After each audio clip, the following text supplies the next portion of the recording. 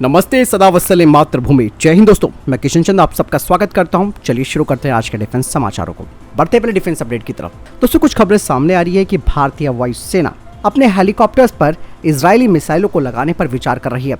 Elbit system ने हाल ही में भारतीय वायुसेना को हवा से सतह पर मार करने वाली मिसाइल की अपनी डेलीलार सीरीज की पेशकश कर रखी है और कहा यह भी जा रहा है कि इसके लिए बाकायदा भारतीय वायुसेना डेलीलार के लिए मूल्यांकन भी कर रही है, खासकर कि इसकी कीमतों को लेकर, टेक्नोलॉजी ट्रांसफर को लेकर और इसकी क्षमताओं को लेकर। अगर डेलीलार मिसाइल के बारे में अगर मैं बात बताऊं तो ये अपने टारगेट के ऊपर लॉइटर करती है और जब ये लक्ष्य की पहचान कर लेती है उसके बाद ये जो मिसाइल है वो कोलैटरल जो डैमेज है उसे कम करते हुए अपने टारगेट पर हमला करती है। और ये जो एडवांस हथियार प्रणाली है वो एक टर्बोजेट इंजन का दावा करती है जो कि 250 किलोमीटर की रेंज प्रदान करती है। इसके अलावा डेलीलार क्रूज, लॉइटर, अटैक और गो अराउंड क्षमताएं भी प्रदान करती है और इसकी ऑपरेशनल फ्लेक्सिबिलिटी भी है, जिसके लिए बाकायदा एक सोफिस्टिकेटेड गाइडेंस सिस्टम का इस्तेमाल करती है अपने टारगेट पर हमला करने के लिए। डेलीलार एक हल्का डिजाइन है, इसे न केवल फाइटर जेट बल्कि Mi-17 और लाइट कॉम्बैट हेलीकॉप्टर पर भी इंटीग्रेट किया जा सकता है। इसके अलावा दोस्तों, इस मिसाइल की सबसे बड़ी खासियत यह है कि यह अपने टारगेट पर अटैक करने से पहले उसे पहचानती है और अगर जरूरी नहीं है हमला करना तो इसे अबॉर्ट भी किया जा सकता है और फिर से इसे शामिल किया जा सकता है। बाकायदा यह मिसाइल अपने लक्ष्य की पुष्टि, युद्ध की क्षति और मूल्यांकन के लिए रियल टाइम का वीडियो भी प्रदान करती है। यानी कि यह मिसाइल अलग अलग परिस्थितियों में काफी प्रभावी है, जो कि भारतीय वायुसेना का एक विश्वसनीय हथियार बनेगा। जैसे कि मैंने कहा कि इंडियन एयरफोर्स इसका मूल्यांकन भी कर रही है और कहा यह जा रहा है कि कई सारी चीजें इस पर देखी जा रही है। जैसे कि मैंने भी आपको बताया भी, टेक्नोलॉजी ट्रांसफर ऑप्शन पर विचार किया जा रहा है, इसकी कीमतों को लेकर किया जा रहा है, बहुत सारी चीजें हैं जिस पर इंडियन एयरफोर्स विचार कर रही है। चलिए बढ़ते हैं नेक्स्ट अपडेट की तरफ। दोस्तों, डीआरडीओ अपने लाइट कॉम्बैट एयरक्राफ्ट यानी कि LCA तेजस के लिए ब्रेक पैराशूट प्रणाली के निर्माण के लिए निजी भारतीय कंपनियों के साथ सहयोग करने की बात कर रही है। ब्रेक पैराशूट LCA की सुरक्षित लैंडिंग को सुनिश्चित करने में काफी महत्वपूर्ण भूमिका निभाता है। ये विमान के लैंडिंग रनवे को कम करके उसके प्राइमरी व्हील ब्रेकिंग सिस्टम को पूरक करता है, जिसे कि सीमित स्थान वाले रनवे के लिए काफी फायदेमंद माना जाता है। LCA तेजस का ब्रेक पैराशूट एक हाइब्रिड प्रणाली है जो कि अलग अलग कंपोनेंट्स को जोड़ती है। इसके लिए बाकायदा दोस्तों मैंने एक वीडियो भी बनाया हुआ है जिसे आप देख सकते हैं। सर, ये पहले मैं आपसे पूछना चाहूँगा कि ब्रेक पैराशूट क्या होते हैं? एक्चुअली क्या है, हमारे जो फाइटर प्लेन होते हैं बहुत हाई स्पीड होते हैं। जिस समय ये लैंड करते हैं इनकी स्पीड 700 से 500 किलोमीटर पर आवर होती है। इस पोजीशन में ब्रेक लगाने में प्लेन हमारा डैमेज भी हो सकता है। तो जैसे ही प्लेन ज़मीन को टच करता है ऑटोमेटिक ये पैराशूट खुल जाते हैं और प्लेन की जो स्पीड है रिड्यूस हो जाती है, 150 से 200 किलोमीटर पे आ जाती है और उसको हम लोग ब्रेक लगा के आसानी से रोक लेते हैं और डैमेज होने के चांसेस नहीं के बराबर होते हैं उससे। सर, मैं एक चीज़ और पूछना चाहूँगा कि ये जो पैराशूट है वो हमने अपने देश में हमारी स्वदेशी टेक्नोलॉजी का इस्तेमाल करके बनाया है? जी, एक्चुअली क्या है, हम लोगों की जो AHSP है ADRD आगरा, वो हमको ड्राइंग एंड सैंपल मुहैया कराती है। उसी के बेस पे हम लोग डेवलप करते हैं। पहले सैंपल बनाते हैं, फिर वो जाता है ट्रायल के लिए। जब ट्रायल पे सक्सेस होता है तब हम लोगों को बल्क में ऑर्डर मिलता है और हम लोग सप्लाई करते हैं आर्मी को और एयरफोर्स को। और इन ब्रेक पैराशूट्स के कोई एक्सपोर्ट ऑर्डर भी मिले हैं सर? जी, अभी हाल में हम लोगों ने वियतनाम, दक्षिण कोरिया, मलेशिया, अपने जो साउथ एशियन कंट्रीज़ हैं इनको दे रहे हैं हम लोग ये, जिसमें अभी SU-30 का काफ़ी बड़ा ऑर्डर हम लोगों को मिला है, पायलट पैरा का और ब्रेक पैरा का, और काफ़ी कुछ सप्लाई हम लोगों ने कर भी दी है। बढ़ते हैं नेक्स्ट अपडेट की तरफ। दोस्तों, जॉइंट वेंचर प्रोटेक्टिव कार्बाइन यानी कि JVPC, जिसे कि मॉडर्न सब मशीन गन कहा जाता है, ये मशीन गन अपने कॉम्पैक्ट, हल्के और मजबूत हथियार के तौर पर भारतीय छोटे हथियारों के भविष्य पर एक बड़ा प्रभाव डालती है। अपनी कई सारी खूबियों के बावजूद भी JVPC भारतीय सेना के अंदर अभी तक अपनाई नहीं गई है। JVPC की जो थोड़ी बहुत सफलता इसे मिली है उसका कारण है इसका 5.56 × 30 mm का एमुनेशन।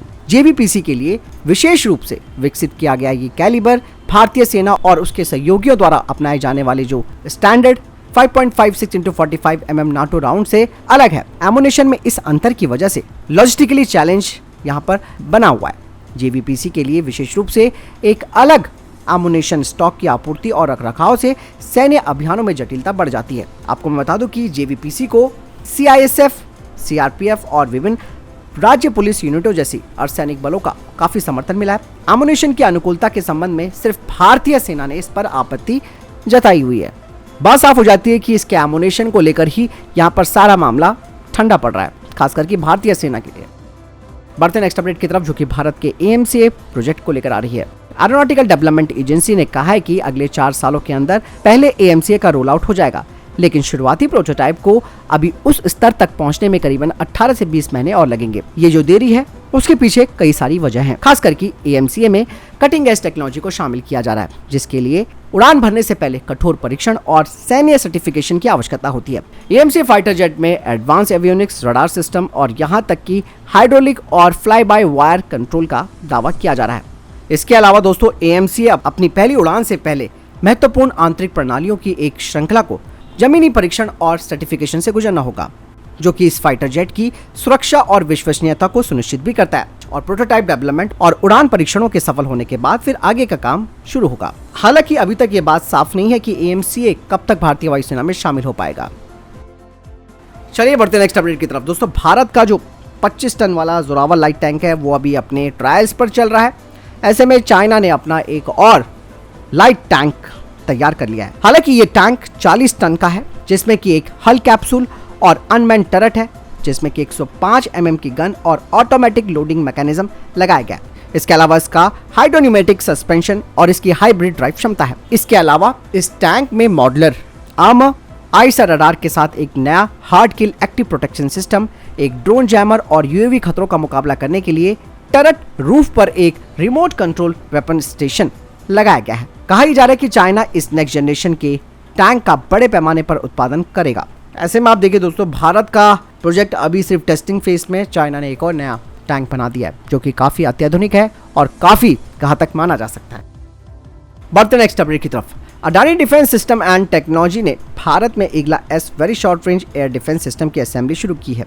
ये विकास देश की वायु रक्षा क्षमताओं में आत्मनिर्भरता की दिशा में महत्वपूर्ण कदम माना जा रहा है। Igla S assembly Adani defence system and technologies limited और रशियन रोसबोरोन एक्सपोर्ट के बीच एक टेक्नोलॉजी ट्रांसफर एग्रीमेंट है, जिसके तहत इन्हें तैयार किया जा रहा है। और इस तकनीकी हस्तांतरण से दोस्तों भारत को न केवल एडवांस एयर डिफेंस सिस्टम को खरीदने की, बल्कि इनका घरेलू उत्पादन क्षमताओं को स्थापित करने की जो क्षमता है वो भी बढ़ जाएगी। भारतीय सेना ने 48 ईगला एस लॉन्चर और 100 मिसाइलें और नाइट साइट और एक परीक्षण स्टेशन को असेंबल करने के लिए Adani defence system and technologies को अनुबंधित किया था, जिसकी कुल कीमत 260 करोड़ रुपए थी। 2024 के अंत में ये शुरू होने की उम्मीद है और ये परियोजना रशिया से सीधा ईगला एस सिस्टम के पहले आयात का पूरक भी मानी जा रही है।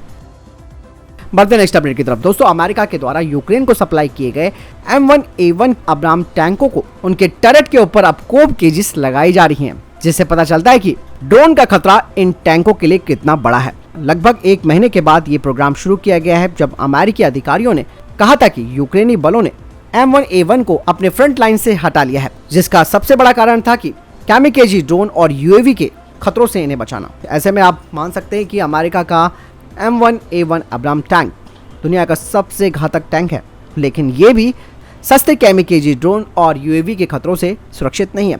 इसीलिए मजबूरन होकर अब इनके ऊपर कोब केजेस लगाई जा रही हैं। हालांकि इस मॉडल को भारत ने भी अपनाना शुरू कर दिया है अपने T-72 और T-90 टैंकों के ऊपर। चलिए बढ़ते हैं नेक्स्ट अपडेट की तरफ। दोस्तों, पाकिस्तान अब भारत को एक बड़ा जवाब देने की तैयारी कर रहा है।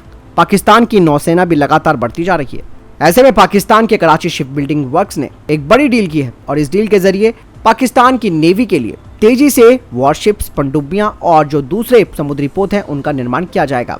पाकिस्तान की नौसेना की कोशिश ये है कि वो कम से कम 50 वॉरशिप्स को ऑपरेट करे। पाकिस्तान भारत को नौसेना के मामले में भी एक बड़ा खतरा देखता है, क्योंकि भारत को समुद्र में एक महत्वपूर्ण युद्ध लड़ने की क्षमता भी मिल चुकी है।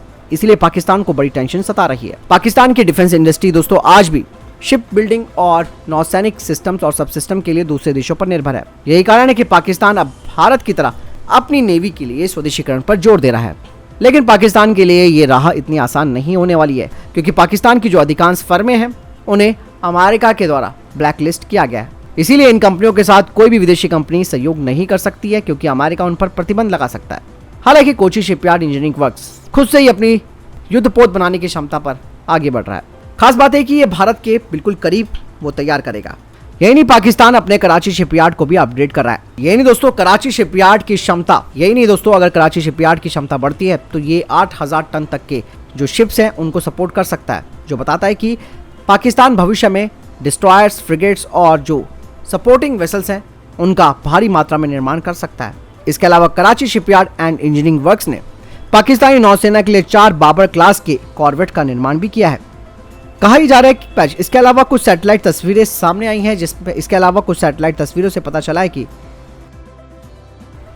चलिए बढ़ते हैं नेक्स्ट अपडेट की तरफ। दोस्तों कुछ रिपोर्टें सामने आई हैं जिसमें ये कहा जा रहा है कि प्रोजेक्ट 75I के तहत जो 6 पनडुब्बियां बनेंगी उनमें वर्टिकल लॉन्च सिस्टम नहीं होगा। ऐसे में डिफेंस एक्सपर्ट्स की तरफ से कहा जा रहा है कि जो ट्रेडिशनल लॉन्चर्स होते हैं उन्हें सबमरीन सरफेसिंग लॉन्च मिसाइल की ज़रूरत होती है। ऐसे में सबमरीन की जो स्टेल्थ क्षमता है वो प्रभावित हो सकती है, यानी कि उससे कॉम्प्रोमाइज़ करना पड़ सकता है।